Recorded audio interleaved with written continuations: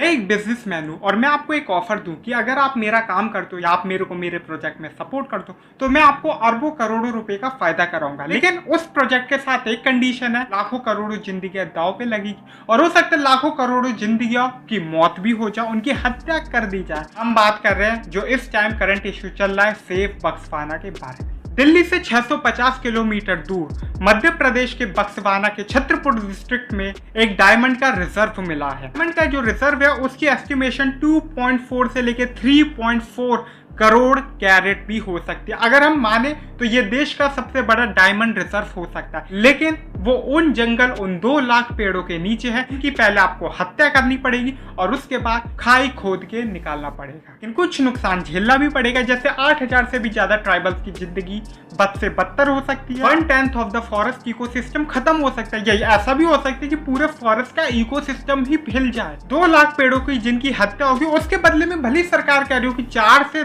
10 लाख वो नए पेड़ लगाएंगे, लेकिन ये हम सभी जानते हैं कि जो 2 लाख पेड़ काटे जाएंगे वो 50 या 100 साल के आसपास के होंगे। लेकिन जो 4 से 10 लाख पेड़ लगाए जाएंगे वो एक्चुअली में बीज या पौध होंगे और उनमें से भी कितने पेड़ 50 या 100 साल की उम्र टच कर पाएंगे, उसके लिए तो 1 शताब्दी इंतजार करना पड़ेगा। बात शुरू होती है 2004 में, जब एक ऑस्ट्रेलियन रियो टिंटो कंपनी को एक डायमंड रिजर्व मिलता है। वो उसके बारे में गवर्नमेंट को बताती है कि वो इधर माइन बनाएंगे और उसके बाद पार्टनरशिप की बात चलती है। उसमें जो पार्टनरशिप का होता है वो 10% और 90% पे सेटिस्फाइड होता है कि 10% स्टेट गवर्नमेंट रखेगी, 90% ऑफ द प्रॉफिट वो कंपनी रखेगी। लेकिन जो बक्सवाना का जंगल है वो एक कॉरिडोर बनाता है पन्ना टाइगर रिजर्व या किसी और फॉरेस्ट नेचर रिजर्व के बीच में, जिस वजह से जो थ्रेट है वो कई सारी इंडेंजर्ड स्पीशीज को, जैसे कि आपके नेशनल एनिमल टाइगर को, उसके साथ साथ घड़ियाल को और ऐसी कई सारी स्पीशीज जो कि इंडेंजर्ड और एंडेमिक और रेयर स्पीशीज है। लेकिन all thanks to our conservationist, उस टाइम शीला मसूद एक एनवायरमेंटल एक्टिविस्ट आती हैं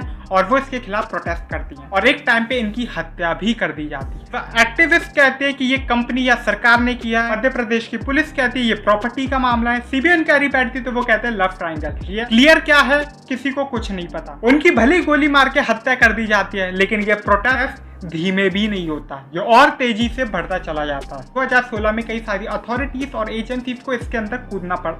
फॉरेस्ट एडवाइजर कमिटी या फिर national tiger conservation authority of India, जिनकी रिपोर्ट के बाद ये 2016 में इस प्रपोजल को रिजेक्ट कर दिया जाता है। मध्य प्रदेश की सरकार इसे ट्राई करती रहती है, लेकिन जो केंद्र में सरकार होती है वो इसे रिजेक्ट कर देती है। बाद में जब 76 हेक्टेयर की ही कंपनी कहती है भैया 76 हेक्टेयर ही दे दो, तो फिर उसको भी रिजेक्ट कर दिया जाता है। अगस्त 2016 में आखिरी बार कोशिश करते हैं, लेकिन रिजेक्ट होने के बाद 7 फरवरी 2017 को जो कंपनी है वो टाटा बाय बाय करके इंडिया को छोड़ देती है। 2018 में मध्य प्रदेश के अंदर चुनाव होते हैं, बीजेपी की सरकार शिवराज सिंह चौहान के नेतृत्व में हार जाती है, कांग्रेस की सरकार आती और कमलनाथ के नेतृत्व में, और इस पूरे प्रोजेक्ट को दोबारा रिवाइव किया जाता है। दोबारा बोली लगाई जाती है, दोबारा ऑक्शन होता है और इसमें कई सारे ग्रुप्स बोली भी लगाते हैं, जैसे कि Adani group, Aditya Birla group, Vedanta group, SL group और उसी के साथ साथ नेशनल मिनरल डेवलपमेंटल कॉर्पोरेशन जैसी सरकारी संस्थाएं भी। थोड़ा सा चेंज किया जाता है 2019 में कि 954 हेक्टेयर की जमीन को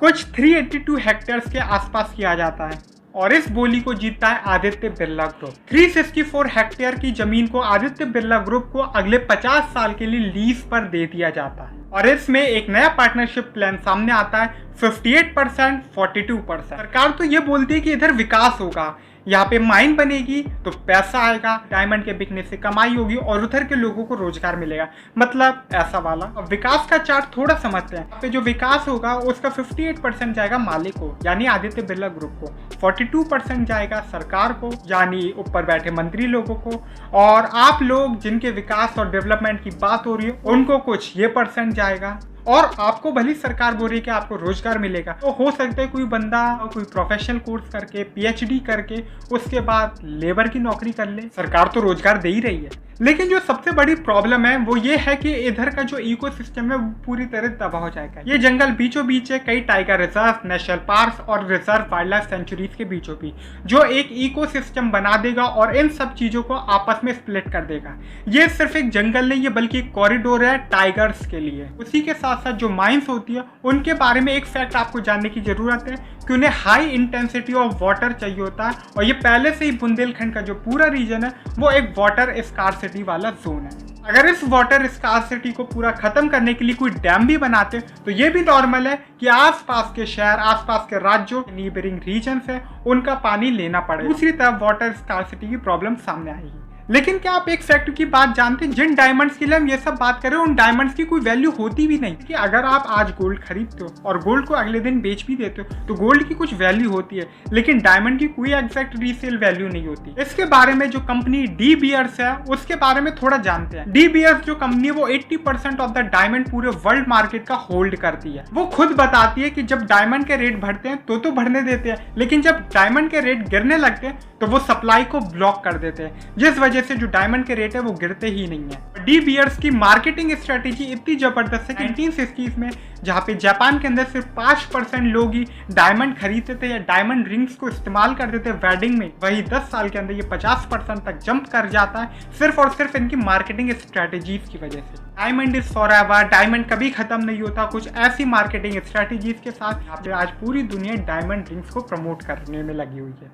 लेकिन डायमंड की खुद की रीसेल वैल्यू तो होती नहीं। अगर आप 700 डिग्री पे अपनी डायमंड रिंग को पिघला भी देंगे ना तो भी वो सिर्फ एक कार्बन ही निकल के आएगा, कोई डायमंड नहीं बचेगा। It is not forever. ये रियलिटी है कि पेड़ों और घने जंगलों के नीचे ही कोल और डायमंड पाए जाते हैं, लेकिन ये आप पे डिपेंड करता है कि आप खजाना किसे बोलते हो, एक जिंदा पेड़ों को या फिर उसके नीचे जो मरे हुए अवशेष हैं पुराने जानवरों, पुराने पेड़ों के, उसको। जब हमारे एनिमल कंजर्वेटिव सोसाइटी वीगनिज्म को प्रमोट कर रही है, कहीं पे कई सारे प्रोडक्ट्स को बॉयकॉट कर दिया हमने सिर्फ जानवरों की जान बचाने के लिए कि किसी की हत्या ना हो, तो क्या हम सिर्फ पेड़ों की जान बचाने के लिए डायमंड्स का बॉयकॉट नहीं कर सकते, डायमंड रिंग्स का बॉयकॉट नहीं कर सकते? क्योंकि हमने चिपको आंदोलन के जन्मदाता को तो खो दिया, लेकिन चिपको आंदोलन आज भी बरकरार है। है कुछ डायमंड कंपनीज है इस दुनिया में जो आज ये कह रही हैं कि हम अब नेचुरल डायमंड को बनाना छोड़ रहे हैं, हम अब आर्टिफिशियल डायमंड बेचेंगे। आर्टिफिशियल डायमंड्स में किसी की भी जान की हत्या नहीं होती है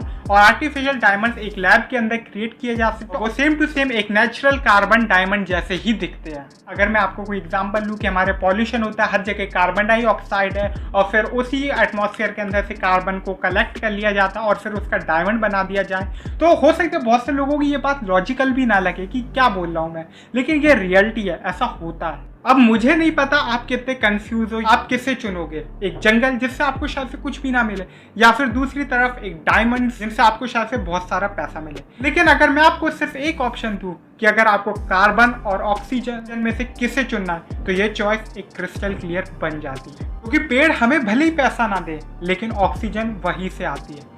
आई होप आप मेरी बात से सेटिस्फाइड होंगे। इस वीडियो को लाइक कीजिए, शेयर कीजिएगा ज़्यादा से ज़्यादा, ताकि और लोगों को भी बक्सवाना के बारे में पता चले और वो भी सपोर्ट करें। आप इस वीडियो के साथ जिसे भी टैग करना चाहते हैं प्लीज़ टैग कीजिएगा। और आदित्य बिरला ग्रुप से हम सबकी यही रिक्वेस्ट है, प्लीज़ पेड़ों को ना काटा जाए, क्योंकि हम इन्हें नहीं बचा पाए लेकिन इन्हें बचा सकते हैं।